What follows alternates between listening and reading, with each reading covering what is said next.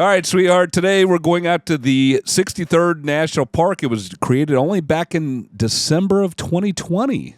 Oh, wow. Which is surprising to me because honestly, I didn't even know it was a national park until today. Yeah, and it's also one of the main features of this destination we're talking about. It has a river that's one of the oldest rivers in the world.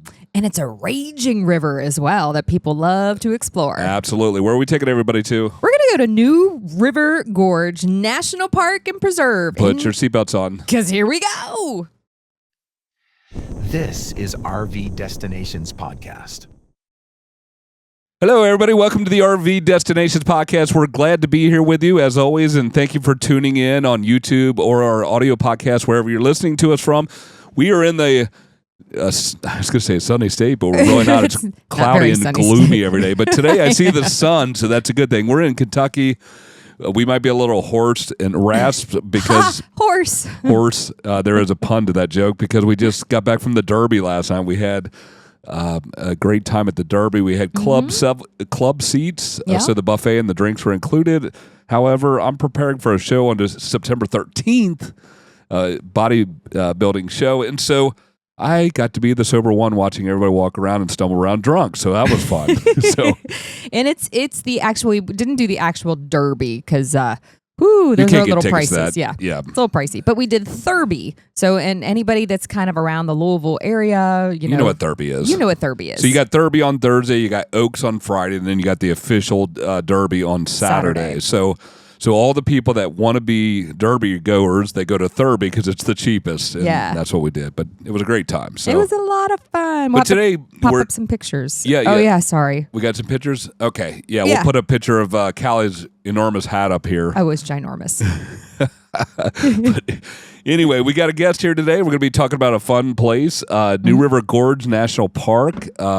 And you want to introduce our guest? I do. We have Carrie Hanrahan with us. You know her. You love her. She's been with us for such a long time, and we love her. So hi, Carrie. How are you doing? Hey, guys. I'm doing great. Great to be back. Derby looked like a lot of fun. Wish I was there.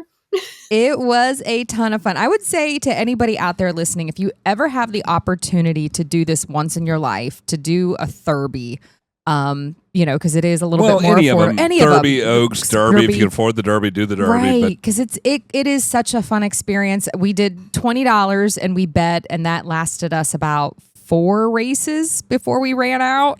Yeah, she kept winning, but the 20 went to 18, then it went to 16, then it went to 14. She's like, I'm winning. Like, no, actually, we're down to $3, so we gave the voucher to somebody else. She was betting across like 6 horses, and she would have 1 that win and 5 that didn't, and it just kept going down. I didn't know what I was doing. I'm a winner. I know. I had no idea what I was doing. Just hitting buttons on the machine. Tickets were spitting out. I'm like, okay. Yeah, I have no idea what I'm doing either, and so we did one. I know Win, Place, or Show. They call it WPS, Win, Place, or Show. So if your horse you pick win, places, or shows, then you get something. And the odds were 15-1, and we put $5 on it. So I'm like, okay, so this should be about $40-something. And I get up there and there's like $14. I'm like, what the heck? So I take it over to my Derby expert friend that was with me. I'm like, what the heck? Are they jipping me? And he said, no, because your guy came in second place. You only get it changes the math. I'm like, that's funny stuff. Right. So, I don't have a math major, but I do have an investment business. So I do pay attention to math. It just didn't seem like the math was working out to me. But anyway. So we're here today to talk about West Virginia, and West Virginia. I went to this park. Actually, it wasn't a park when I went. BC, that stands for not before Christ. That stands for before Cali. For all those that just joining the show. So I went there, BC, and actually rented a little. I think they called it a ducky because it was a 1-seat canoe kayak. Actually, it's a kayak, not a canoe. And we went down the New River. And so I'm really excited to talk about this today. And so you just recently were there, is that right, Carrie?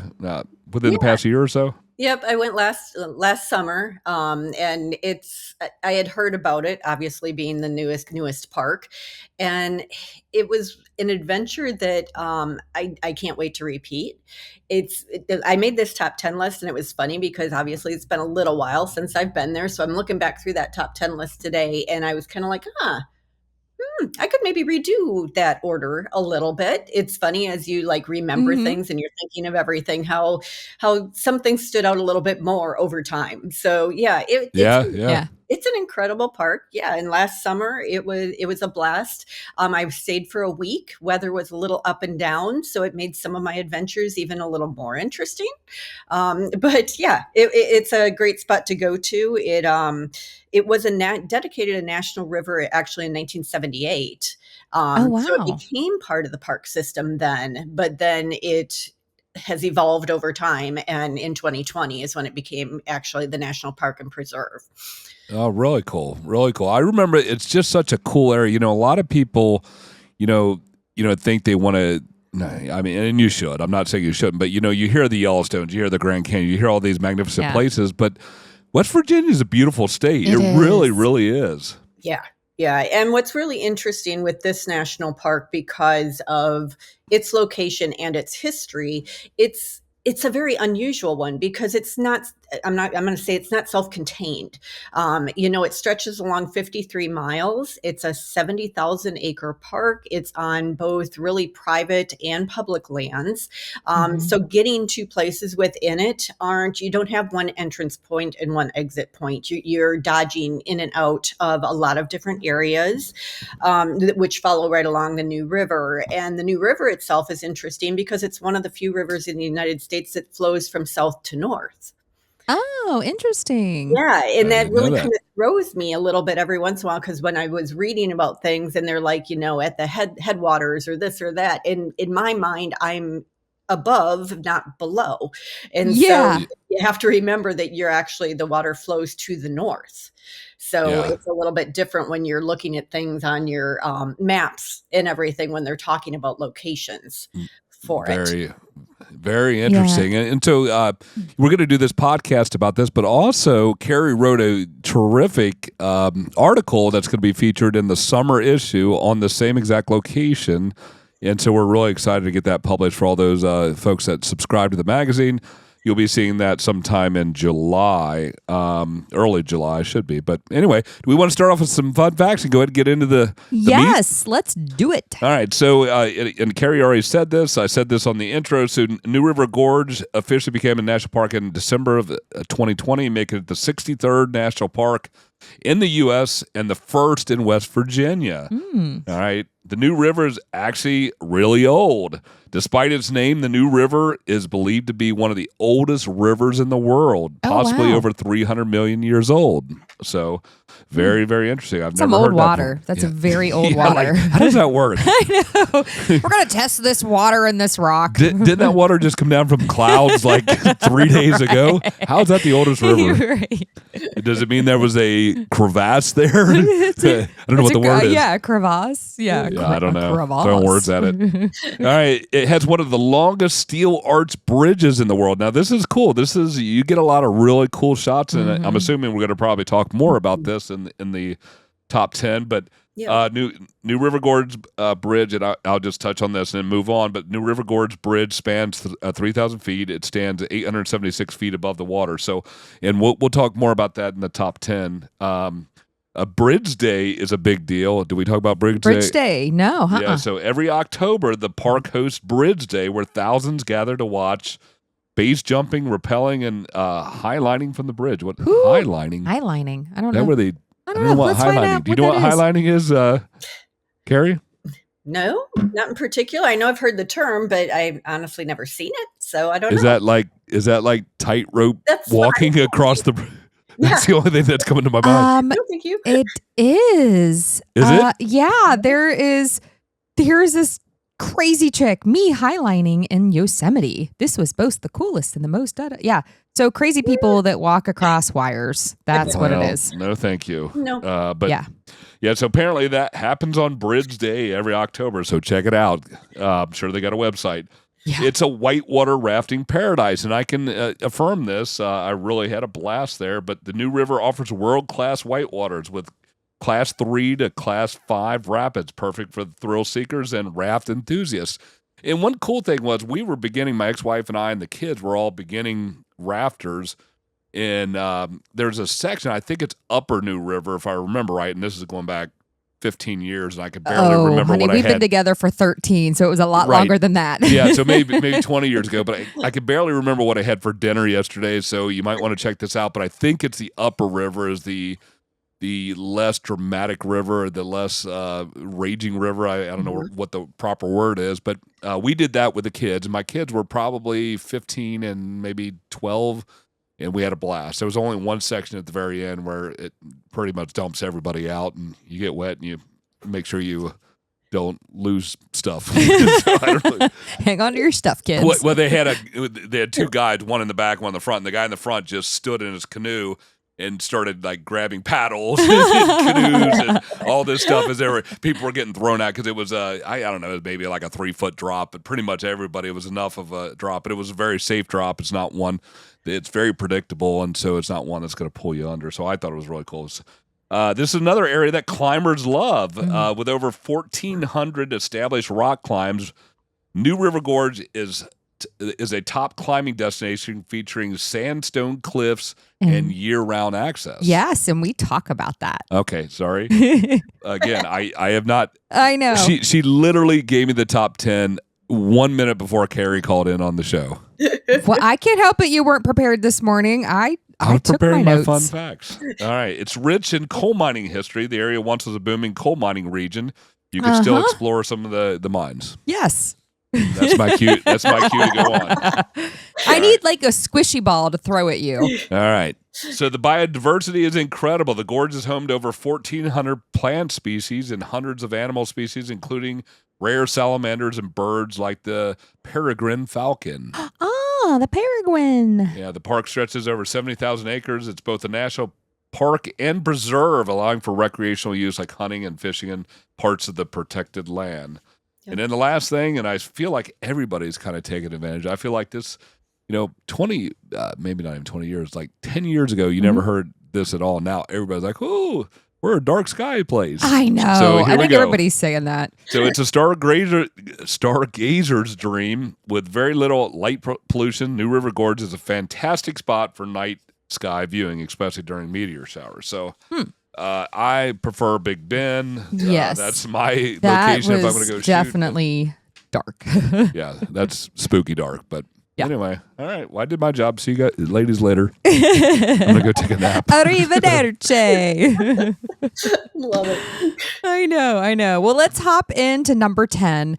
And this is the historic gateway towns because, Carrie, you talked about that the New River Gorge covers 70,000 acres. And it sounds very much like Cuyahoga Valley National Park, which was kind of the same. It encompasses towns and little areas, and you're in the park, out of the park, and this is the same way. And there's kind of two main towns, though. There's one at the north end and one at the south end. The north end is Fayetteville, and then the southern end is Hinton.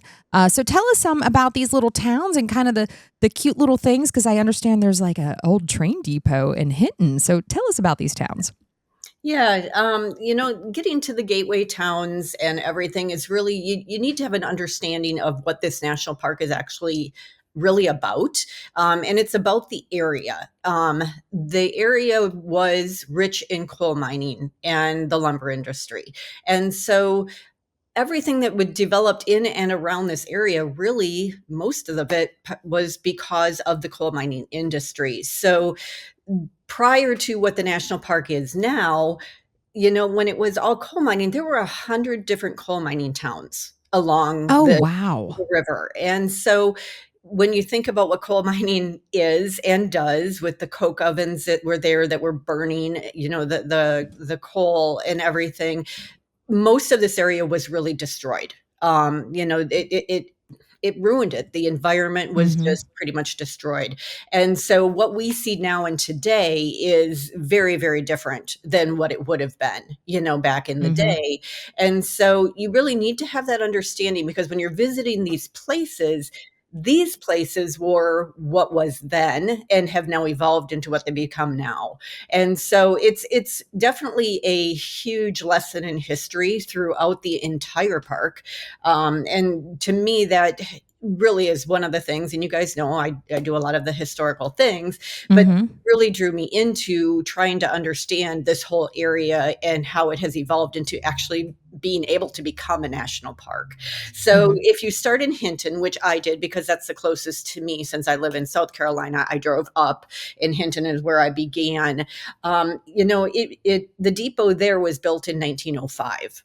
Oh, neat. And so it has a large historic area that you can explore of the buildings. The towns are all quite small still. I mean, they're not large by any means, but quaint, cute, great little restaurants, fun place to explore, to kind of definitely stop in the visitor center. That's where you're going to start getting that coal mining history and understanding why these towns developed and why they're there.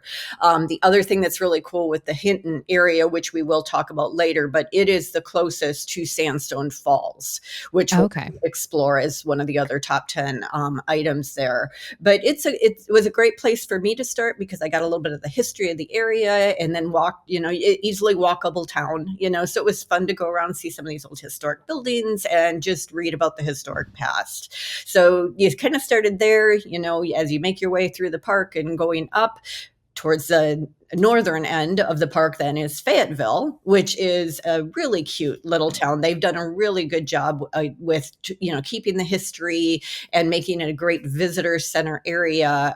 There's lots of little things there again to do, a great historic area to explore with their homes and everything. And it just, there's walking tours through the towns. And again, they're not real big, but at the same time, they're quaint, wonderful, historic little towns. Fun. I love quaint, historic little towns. Randy knows this. I'm such a sucker for them.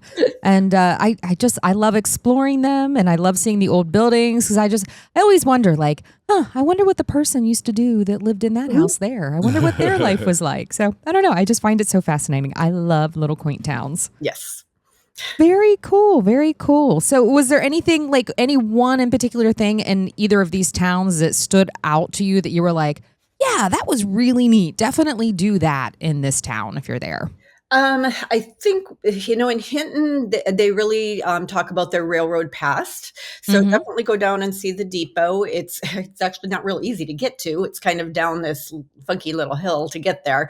But they have there's a couple of different audio tour things you can do. So I would probably recommend, that route of really diving into that part of their history. And then Fayetteville, even though it has, great history and everything, to me, that was just a fun little town to go to. Lots of little shops to explore, restaurants to go to.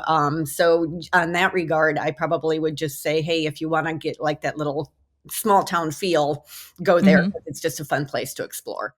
Yeah, and I see here that Fayetteville is even on the National Register of Historic Places. So definitely a town worth visiting and checking out and just exploring. Probably really fun little shops and boutiques and restaurants. So just sounds like a great place to spend a day. Yeah, absolutely. Well, fabulous. Well, we'll move on to number 9, which is rock climbing and mountain biking, 2 things that I never really have an interest in.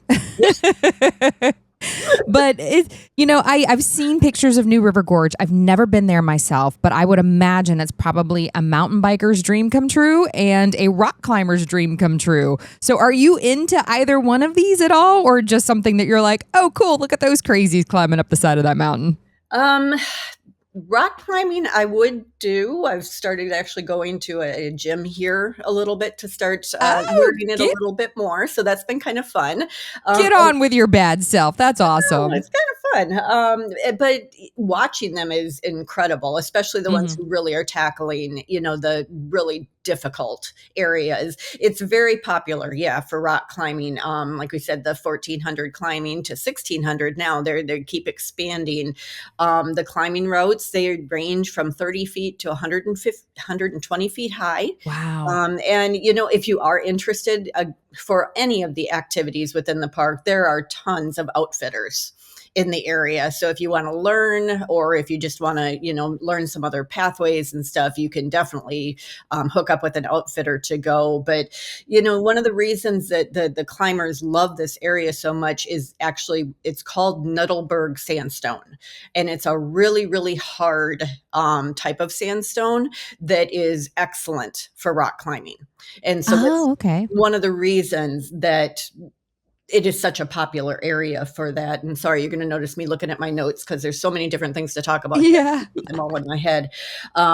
So for the rock climbing, everything is maintained, by the Park Service. And if you're a climber and you're out there, like they say, if there's something you're noticing, please let them know if it needs a little updating or fixing kind of stuff. But extremely popular for that. And then extremely popular for the mountain biking. And for me, it was really cool. I'm not a mountain biker. I tend to do more road trail riding. But when I stayed in the park, I actually stayed at a place called Arrowhead Bike Farm. And it's a wonderful little campground. Very small for RV places. It only has 6 spots, and probably not for the largest of RVs, but it's an ideal location if you're a mountain biker, because from your camping spot, you literally can go to this area that they have. It's called Arrowhead Bike Trails. And it's my understanding, because I'm not a mountain biker, it's a stacked mountain biking trail area where there's all these trails have been developed and they interlink into each other. And so you're able to do all that. You can access that literally right from the campground. And super nice. Yeah, which is super cool. And it's very popular. It was actually created by a Boy Scout order. They made all these trails and everything within the park, but there's over 50 miles of mountain biking trails. Oh, wow. Throughout the park. So if you're into that, huge area for it. Like I said, where I stayed, they do tours and everything also. So, if you're not familiar with mountain biking, but you want to get into it, it's a perfect location in the area, to hit those trails and everything. So very, very popular, both sports within the park. People come from all over to do it. Yeah, I've got some information here about the mountain climbing. I was pulling that up while you were talking about that. So there's over 1,400 established routes. There's mostly traditional and sports climbing with some bouldering and top rope options. I don't know what any of this means, so I'm assuming our climbers will. There's vertical to vertical to overhanging walls with crimps, jugs, cracks, roofs, and technical slabs.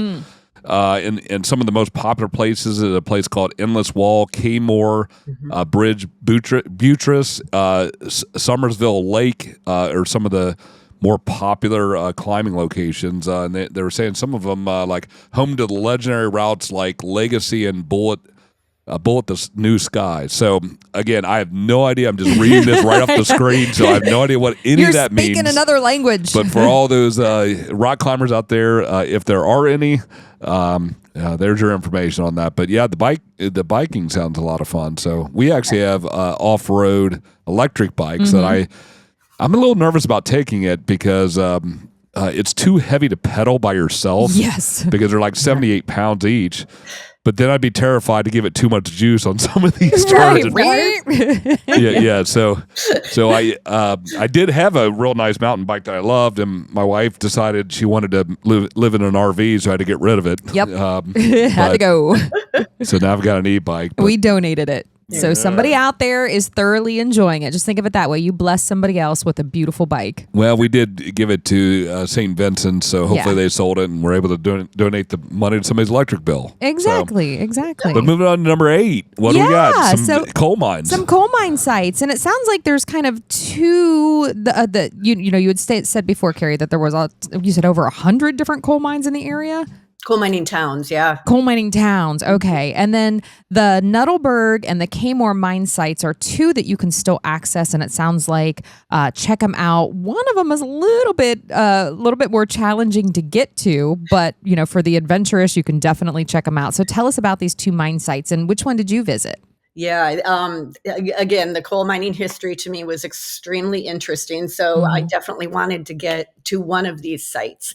And so I actually went to the Nuttallburg mine site. And again, keep in mind, pretty much anywhere you're going to drive within the park, you are going to take your tow vehicle or something smaller. I did have my Ford Transit camper van. Probably one of the most stressful drives I've done in a long time. Wow. Heading down, and it's funny because like I would read some reviews of places afterwards, and I get people know it's a national park, but they do forget how old some of our national parks are. And that the Yes. roads are not, because I read a few complaints that the road wasn't very good. But when you're going down to here, it's a 1-lane road. Oh, And wow. it's pretty rough, and it's, it was a little, white knuckle driving down there, but it was so worth it when I got down there because it opens up a bit. You have some, a halfway decent parking area, and then it really has a great signage and everything to explain this whole area. So to me, it was totally worth the drive down there to really be able to see and understand everything. What's really cool about it is they actually say that this is probably West Virginia's most intact, and like what you can see would have been what was there at the time frame. Oh, neat. So yeah. And that's the Nuttleberg you're saying. Nuttleberg. Yep. Okay. So, going into there, you learn about the, the history of coal mining, essentially. There's a little 2 areas a little bit, because right as you approach is kind of an area with a few signs that talk about the African Black American involvement in that area where they lived in comparison to where the white settlers of that region lived. So you get a little of that history in there. You actually get to see, the tipple and the conveyor belt that goes all the way up the mountain. I mean, it goes halfway up the mountain. Just really interesting history, if you don't, which I didn't know much of anything about coal mining. So you learn an awful lot. You get to see the coke ovens, which coke ovens are when they would bring the coal down, the coal would be burned so that it would be developed into these hard glass coal pieces that were used in steel production. Oh, interesting. Yeah, and so it's really the coke, that those coke ovens, that burning, what they were burning off is what really destroyed a majority of the vegetation and everything in those areas. That's why it became kind of the area that it was until it has rebounded. But no, I would definitely recommend Nuttleberg. Just know that the road down there isn't real great, but it was super cool. This is where in pick up the magazine in July and you'll see my article, because I started off asking if, do you hear those voices? Yeah. I was hearing voices when I was down there, which was a little freaky because I was the only one there. So, oh my gosh. Oh, wow. Yeah. So it was one of those things where I'm kind of like, okay, I do believe in ghosts. I have to say I do. So I was kind of like, are there some ghosts wandering around here that are chit-chatting that I don't know about? As I kept on going and I got closer, if you look down over the river bank, the river was down there, and there actually were whitewater rafters going by. So, oh my gosh, I wasn't insane, but it actually just really added to the whole overall, part of being down there. So Nuttleberg is super cool. You can actually do some biking down there too. There is a trail that you can take your mountain bike and do. And this area also was known because Henry Ford leased this particular coal mine area for, it was like 7 years, I think, to use for his company. The steel mill. Yeah, I was getting ready to say that. If you miss it, yeah, I'm showing in 1920s he started leasing the land from John Nuttall. Well, actually, I don't know if from John Nuttall. John Nuttall started it back in the 1800s, but yeah, so they supply coal for his steel mills to make the cars. Yeah. So. Oh wow, super cool place to visit. The one that I didn't visit was Kmore Mine. Okay. I actually did do a little bit of that trail, but which I'll talk about a little bit later, but that trail is one you actually hike to. And it's a pretty good hike to get to it. And then you're kind of up on more of a rise. And then you have to do, I think it's like 873 steps down to the actual coal mine site. Once you get there, I was doing a little bit more reading about that one, but that one I've heard too is great to visit. I don't think it has probably as many buildings and that kind of stuff. But the history, again, there's signage there telling everything about the mine site there. And everything too. It's just that one's more of a hike versus the other one you can drive to and then, kind of just hike around that area. So I would recommend either one of them. This is the history of the area. This is what it is known for, was known for at the time. So I wouldn't push that aside and just go and do all the fun stuff. Right. Yeah. So the Kmart Trailhead says it's moderate to strenuous, and they said 800 something steps. They're quoting 821, but who knows? Yeah. Which leads down to the ruins in the river. There's some old coke ovens down there. They I guess line up along the hillside. So, but yeah, it's famous for its steep, dramatic terrain. Is what it's saying here. Yeah, so. and I've pulled up pictures of both Nuttleburg and Kmart. And Kmart looks to be in more of a ruin type state, where Nuttleburg there were more intact things. If that makes sense. Yeah, they say at the top before you start descending the steps that there is an interpretive area there that can, so you don't have to necessarily go all the way down the stairs to it and still learn a little bit about the mine right there, the Kmart mine I'm talking about. So. Very nice. Yeah. Well, moving on to 7 is one of the most, probably I would think, popular things to do in the area. Growing up, I had quite a few friends because, West Virginia is really close to Ohio, and I grew up in the middle of Ohio. And, growing up, friends were like, we're going out to New River Gorge to Whitewater Raft. And that was like the thing to do. I've had so many friends over the years do that. I am not a rafter. I don't know why. I think I've seen one too many movies. That one with Meryl Streep, where she's like that class 27 rapids teacher, instructor. They only go to 6, honey. I know, but it was like everybody was gonna die, but she saved the day. Actually, I was right. So you got to credit my 20-year-old mind. I just can't remember what was happening yesterday. Yeah, so I'm reading right here that there's 2 sections, and sorry, Carrie, if I'm stealing your thunder, maybe you could elaborate more, but the upper is the more relaxed with gentle class 1 to 3 rapids, ideal for families and beginners. That's what we did. Okay. So I was right. And then I'll let you, I guess you could speak to the lower. I'll let you take the lower. But so I was just proud of myself that I remembered something correctly. I know. I am too, honey. Woohoo. You get a gold star for today. Anyway, tell us a little bit about, did you get to kayak it? I did not. I am not a whitewater rafter either. Kayaking I probably would have done, but again, my weather when I was there wasn't real great. Unfortunately, on the days that I would have been able to do that stuff. So I did see some people out though, mainly with, I think, their own. I don't think they were with outfitters that were kayaking, which was pretty cool. So, but yes, you're right. So the upper area, which keep in mind is the southern portion, since this flows. Oh yeah, you're in the opposite. Yeah, you're going the opposite way. So closer down that Hinton direction, in the river area, that is your less difficult. And then right above is you're going to get those higher classes.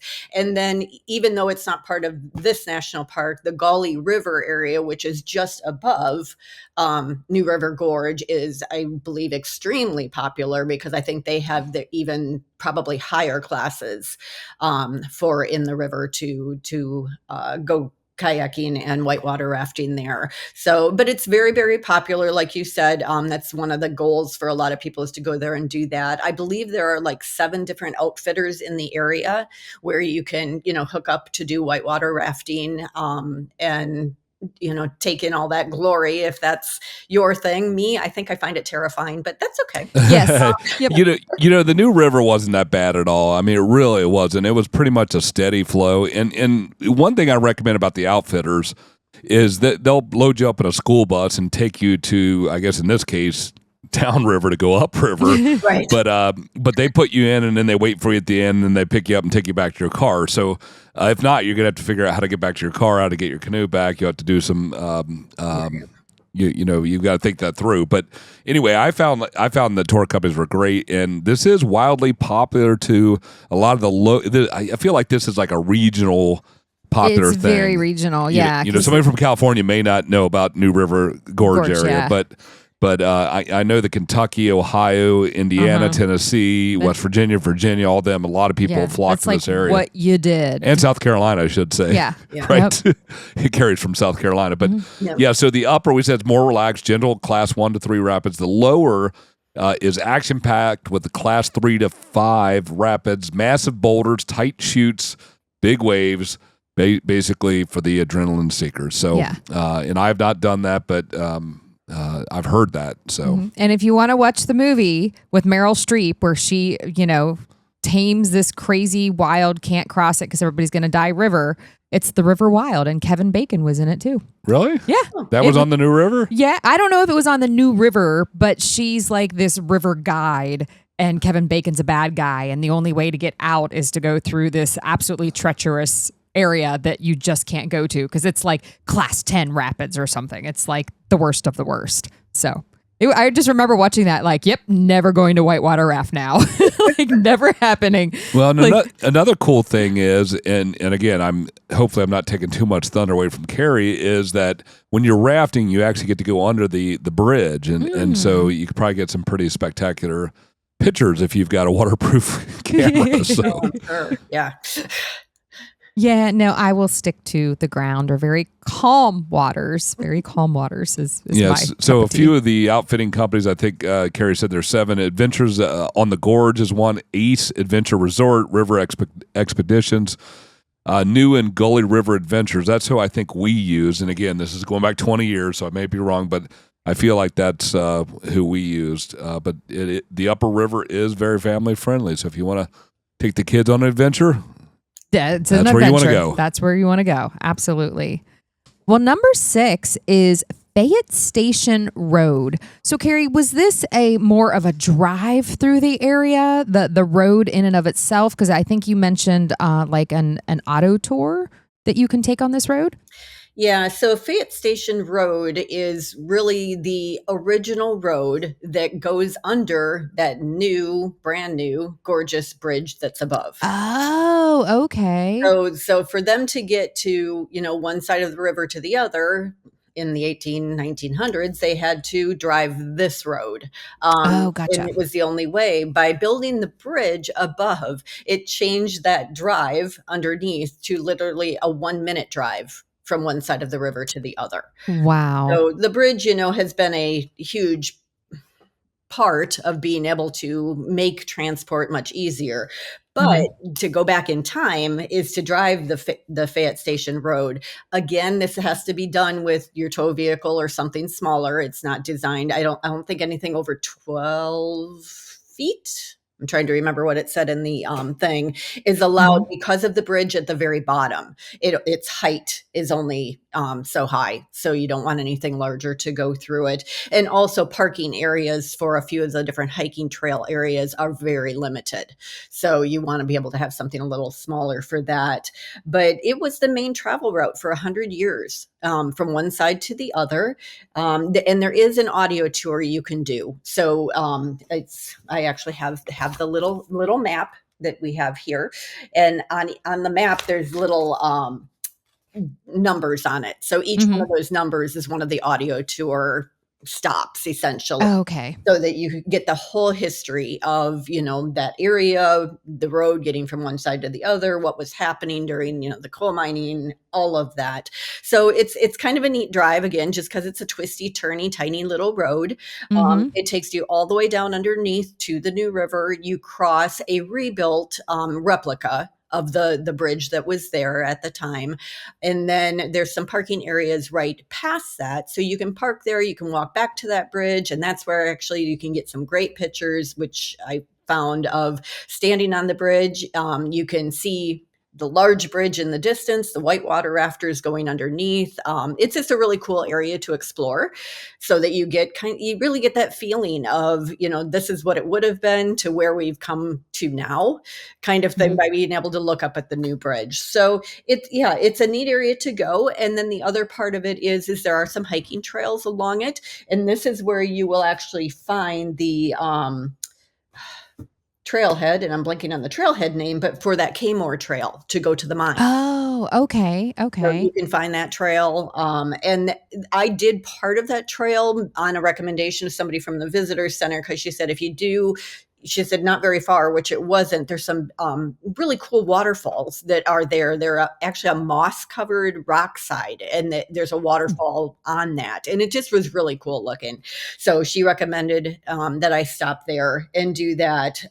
But I did not continue to do that entire trail that way. But there's a number of other hiking trails under there. There's a trail that goes where you can actually walk from one end to under the bridge, so you can be looking up and seeing that whole area underneath, which is really cool. So to me, it was a neat drive. It really kind of takes you back in time a little bit so that you can understand what it was like then. But it's just beautiful to drive and stop and do some hiking and just really enjoy the area.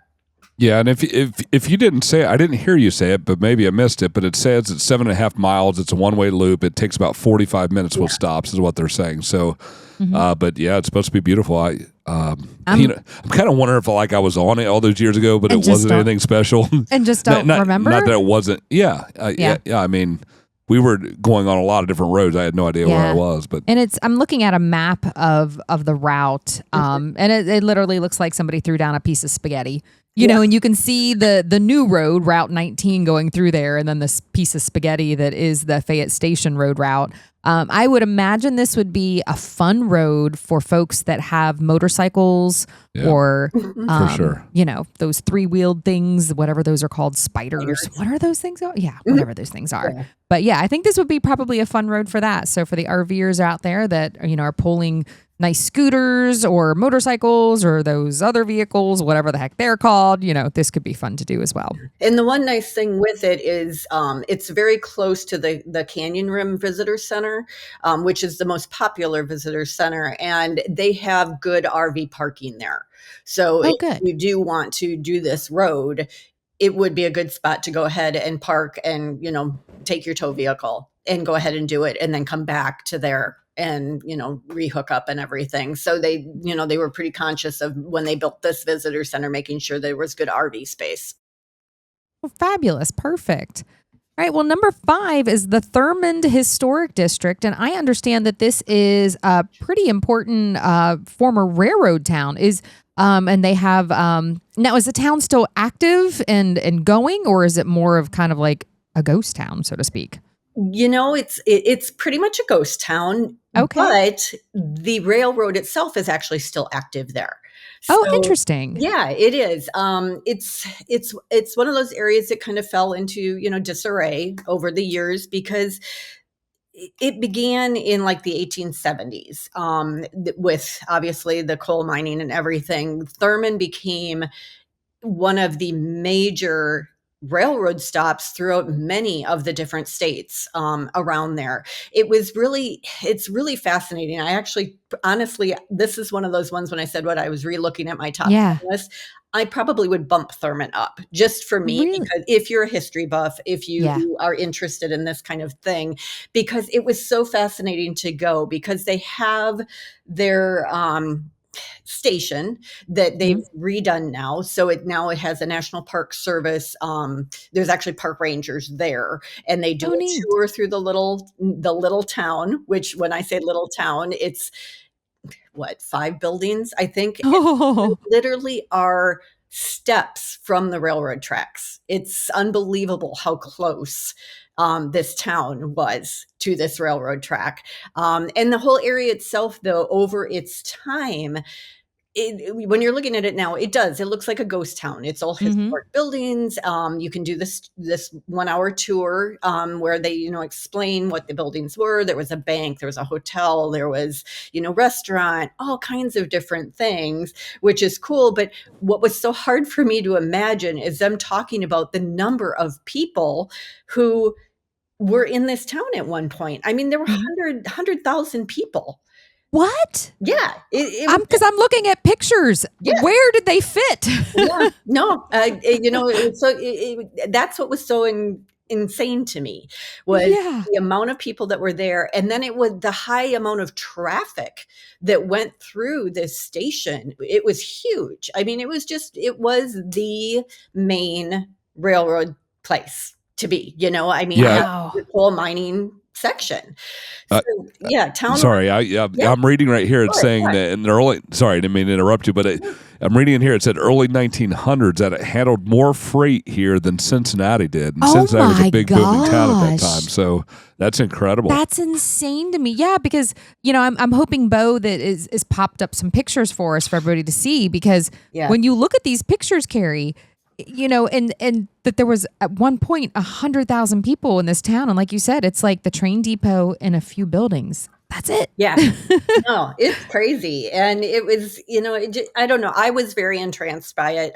Just trying to envision the time period and what was there, because there was even a competing hotel on the other side of the river, that I think actually got burned down by maybe the other hotel. I think lots of really interesting history. And today, like I said, those tracks are still used. I think it's CSX. I think it's the train line that uses it. But then Amtrak stops, I think, 3 times a day. Yep. That's what they're saying. CNO Railroad. CNO Railroad, okay. I think is what is that what they said? Wait, I see a train here and it has CSX on front. Amtrak was its Cardinal line, I guess. Stops there, and then it looks like CNO Railroad tracks. Trains still pass through today. Yeah, so I guess it's part of the CNO. It says the CSX T813 pulls past the old CNO depot at Thurmond, West Virginia. Oh, okay. So it's okay. Yeah, I don't understand how all the trains. So I think the CSX is the type of train. No, CSX. You see them on the train cars themselves. Yeah. Right. I think that's the company. I think isn't it? I don't know. I don't know if it's like the brand, like Jaguar. I know nothing about trains. I don't either. But it was super cool because I actually took a video where I literally am standing 5 feet off the railroad track as the train is going by, blowing its horn. Now, Carrie, is that safe? Really? Let's talk about that.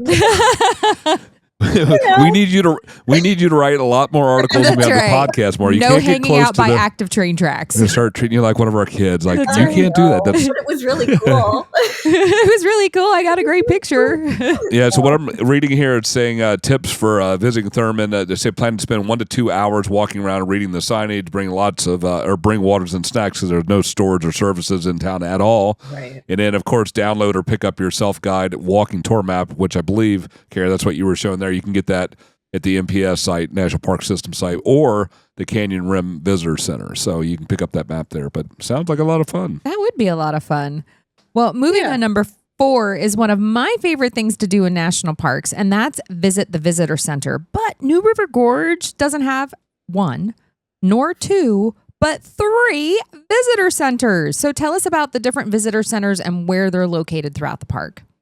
Yeah. When you're 53 miles long, you definitely need more than one spot, depending on where people are coming in. So the main visitor center, which is also the largest, is the Canyon Rim Visitor Center. That is the one you're going to go to if you want to do the overlook to see the new River Gorge Bridge.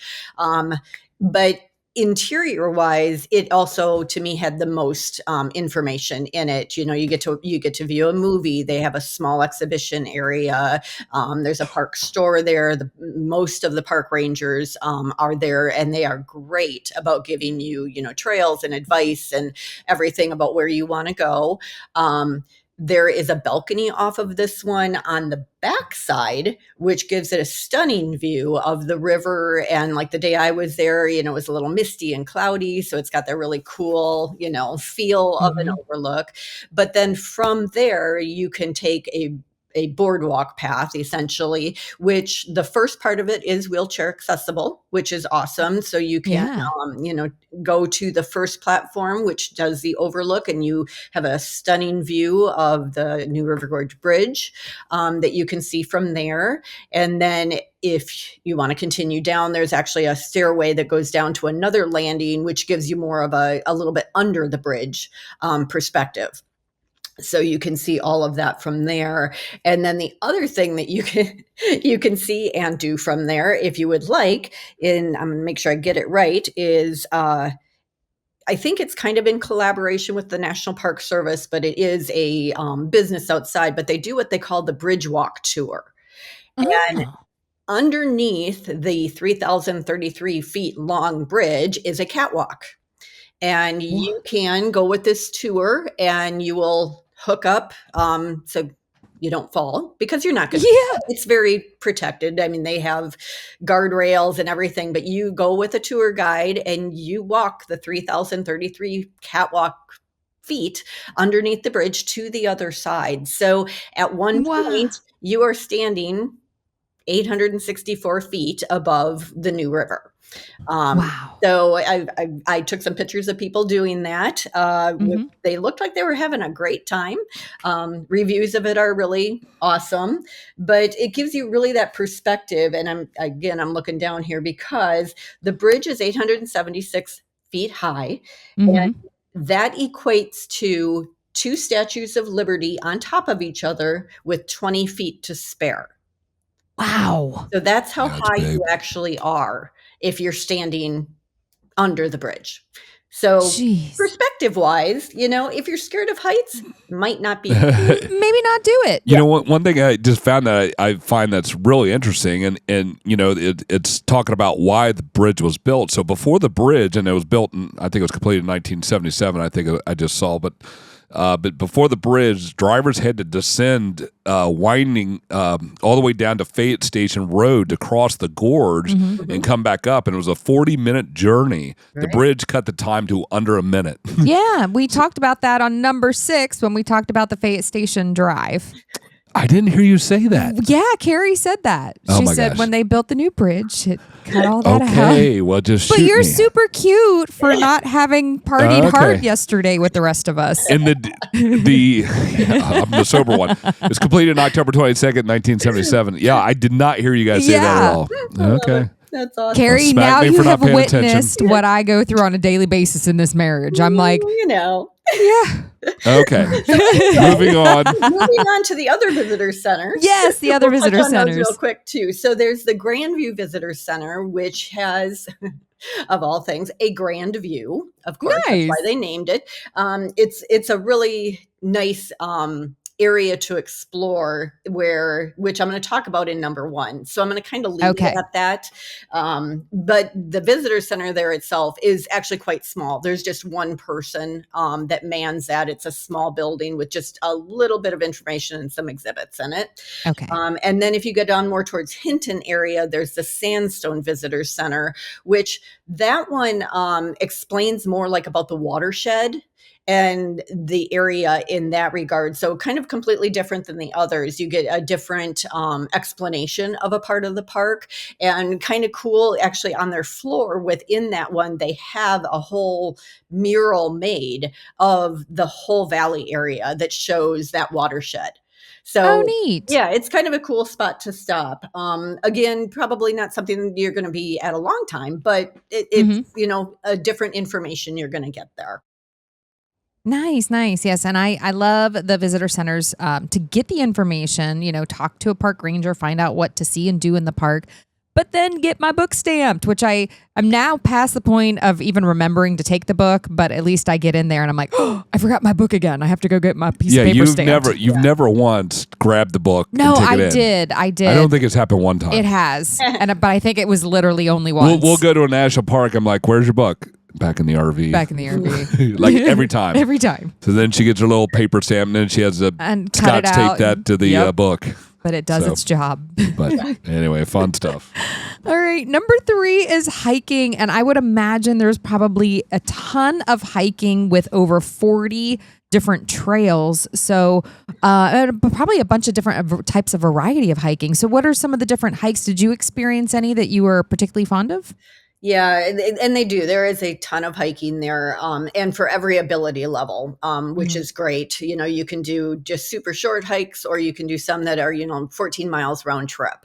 So just depending on, what kind of hiking you want to do. The Endless Wall, I think it's Endless Wall trails, are beautiful. That's where you'll see a lot of the rock climbers in that area. I did some hiking at the Grandview Overlook. My favorite, just because of the view at the end, and I could do it right from my campsite again, was the Long Point Yeah, long point hike, which when you get to the end of that one, you're on this high outcropping. Be careful, there are no guardrails, but you have a full panoramic view of the bridge.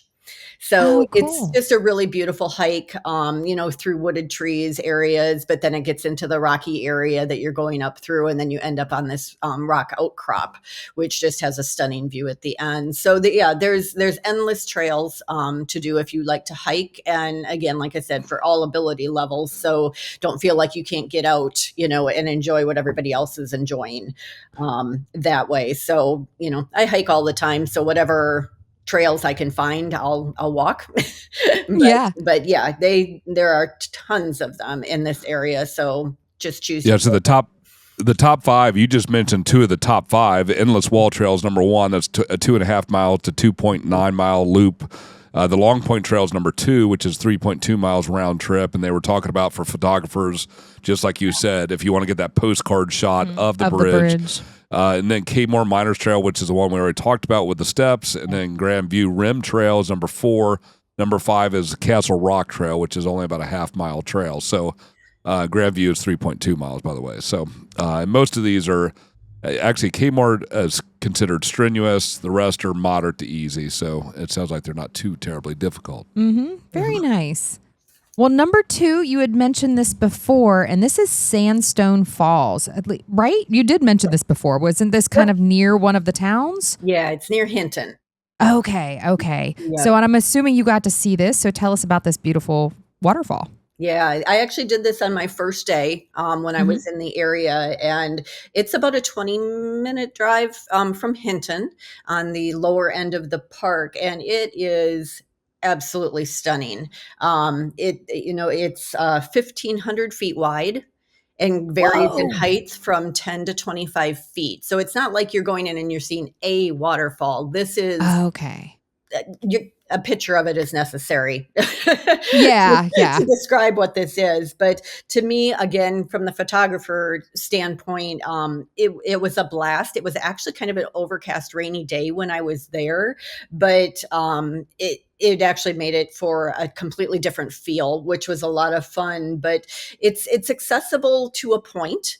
So this area has a nice parking area, plenty of room to park. And then there is kind of like a boardwalk trail that goes to kind of this first area where you can see a little bit of a smaller section of falls. And then you can continue on a little bit farther. And at the end of there, you can see the falls kind of, they're up off in the distance. And then if you want to, you can do kind of a trail hike off to the right through another area, which gets you closer. And that's what I chose to do. I really don't recommend it for people who don't like scrambling a little bit. It's quite rocky in the area of trying to get. I personally was trying to get as close as I could so I could get some good photos. But itself, it's stunning. It came about because of that Nuttleberg sandstone, which is the harder rock, and then the softer rocks that were underneath. Over time, everything kept on eroding away. And so with that, harder rock left behind, it's created this just stunning waterfall. So for me, I think it's well worth going to see, especially in the fall when the foliage is beautiful all around it. But it is, there's a nice hiking trail there with the kind of a boardwalk area and everything. So, take your time getting there because it is an in and out to get there from Hinton. So don't do what I did. Don't follow your GPS if you don't know for sure what it is. Yeah. Because where I was camping that night, my GPS said I could actually keep going on that road and get to my campsite. Again, one of the most scary drives I've done in a long time in the rain on a rock road up a mountainside. Oh my gosh. Yeah. Thank you, turn GPS. Around, go back to Hinton and then continue up to the park that way. Yeah. Yeah. This one thing I'm reading and say, of course, don't miss the Sandstone Visitor Center. It's real close to that, which we talked about. There's also another fall called Brooks Falls. And then they say don't bypass Hinton itself. It's a historic district. We talked. We didn't talk about it. We talked about we did. Hinton. Yes, we did. Okay. Oh my! We talked about a lot of historic districts. I just didn't know if we talked about that. And then Bluestone Lake is real close too. They're saying that's great for kayaking, fishing, and camping as well. So and the pictures are stunning. It's just absolutely beautiful, and it looks like you can get some beautiful sunset images over with the sun setting behind the mountains in the background, and then some people were out there doing slow shutter photography. What am I trying to say? It's not even coming out right. I'm not helping you anymore. Fine, don't help me, Randy. You're calling me out when I repeat things just to make sure everybody understands them. Yes, well, because the sheet's in front of you, Mr. Beheimer. Anywho, yes, beautiful pictures. Oh, marriage is so fun. Are you ready to do the number one? I am ready. Are you ready? I'm ready. Hit the button. 250 strands of light. Drum roll, please.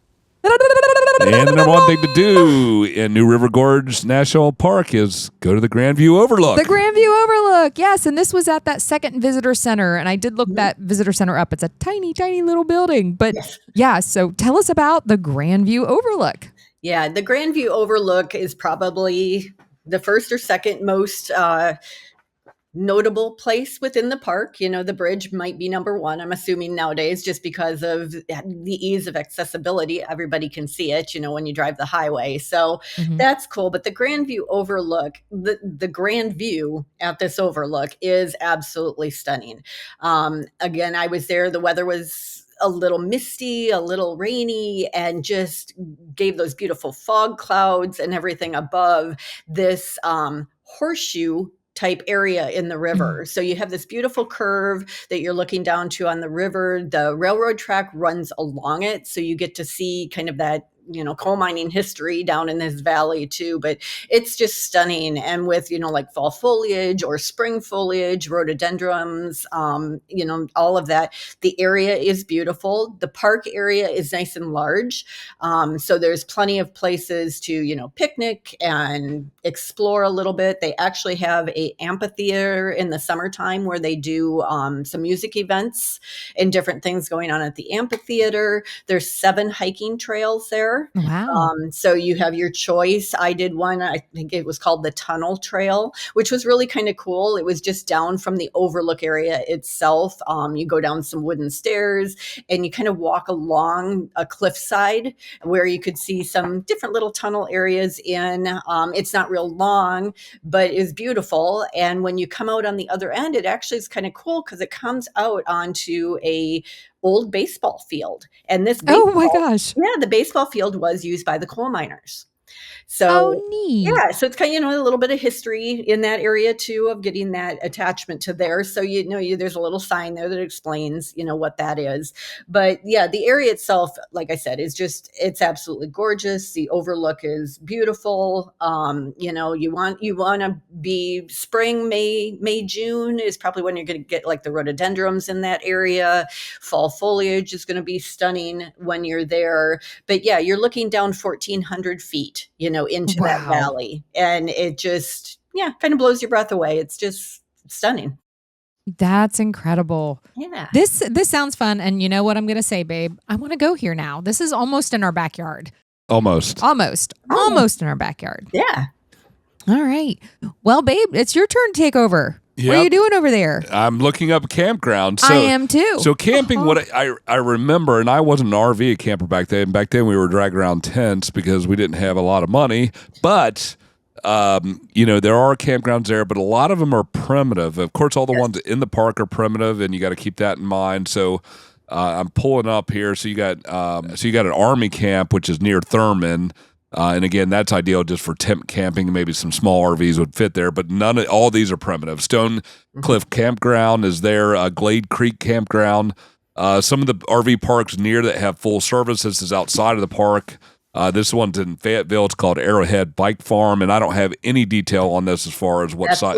Carrie, is that okay? Okay, that is the one. Okay. Yeah, that's right. That's right. Adventures on the Gorge, that's in Lansing, and you've got some deluxe lodges there as well. There's restaurants and showers, pools, zip lining, everything in that area. Ace Adventure Resort think that might be where we stayed, honestly, if I remember right. River Expeditions, and again, all these have full services. You've got some unique off-the-grid options, which is glamping at Lafayette. Is it? No, it's Lafayette or Lafayette? Lafayette Flats, sorry. And then West Virginia State Park is nearby as well. So a lot of options. This isn't a big area. I don't think they have got KOA, some of the big national chains. I don't think you have any of those in the direct area right there. Yeah, two of the bigger ones that are near Fayetteville are, one's called the Outpost at the New River Gorge. Okay. That's actually 9.2 stars on RV Life. Okay. And then Bear Mountain Cabins and Campground gets an 8.9. And those are both near Fayetteville. So you can check those ones out. Yeah. And again, like you said, the ones within the park, there are 4, but they're first come, first serve primitive. And they don't recommend anything over 30 feet. And I probably think that's really pushing it. So. And I just found a unique place that popped up on Google Maps. Hilltop Sunrise, one single spot. Oh. They have a website, and they put you on a half-acre lot, full hookups, and a porta potty, picnic table, firewood, the whole 9 yards. Cool. One single spot right off the side of the road, and their website says it's $29 a night plus tax. That's probably never filled. Right, but I'm like, how probably in get in the there, world? no problem. No one problem. site, no One problem. site. $20 a night. Yep. No one's ever going to find that one. Never. All right. That's too cute, though. I love it. Well, this is an awesome location. I'm excited to go back there. I think we were there for a long weekend. That's all the amount of time I spent there, and I remember it just being absolutely beautiful. And so thank you so much, Carrie, for coming on. You wanted to tell us a little bit about what you've got going on? You've been working hard on updating your site and seeing you out there posting on social media. Maybe tell our listeners and viewers where they can find out a little bit more about Carrie Hanrahan. Yeah, as I say, you always have a lot going on, it seems like. So, trying to update and be new. I've started a new Instagram site, She Finds Hidden Gems, which is essentially exploring small towns and, trying to show that ladies over 50 can camp and hike and do all that stuff too. Darn Skippy. Yeah. So Yes. got that going, but yeah. And then, like I said, I'm working on some new stories, leaving next week for you guys to get some other things on the books for the next magazine. That's awesome. We're excited. So Carrie is one of our core writers, which we've probably said 100 times before. We just we say core because we've got we got a lot of writers, but we have a lot that will just not have any content for several months, and then they'll submit one here and there. But Carrie's pretty much keeping us filled with great locations. Beautiful photography. You've great got kind articles. of the whole East Coast covered, and so that's been nice. It's been real nice. You're the only one we've got kind of in that area, covering that area. So, but fun. All right. Well, thank you for coming on the show. We appreciate that. We hope you get out there and experience New River Gorge National Park and just the whole area there. It's just a beautiful area. You want to take us out, babe? I sure will. So thank you, Carrie, so much for joining us today. And we always love having you. So thank you so much. Thanks. I'm glad to be here. Good. And we want to thank all of you out there for joining us in here today. You can find us wherever you find your podcast or listen to your podcast. But don't forget, we're also out on YouTube now. So you can go and see our happy, shiny faces anytime that you miss us at the RV Destinations channel out on YouTube. Be sure to hit that subscribe button below so that you are always up to date on our most recent contact. And don't forget to check out our website. We have so much great free FREE information out there for you RVers. You can also get a subscription to our magazine, print or digital. And if you use the code podcast20, you're going to save 20% off any of our subscriptions. Plus, we're pushing out our special edition right now. So be sure to check that out as well. So thank you. I'm Callie. This is Randy Beheimer, and we are here with Carrie Hanrahan, and we just want to say to everybody out there, thanks for joining us and safe travels, y'all. Be safe. See ya.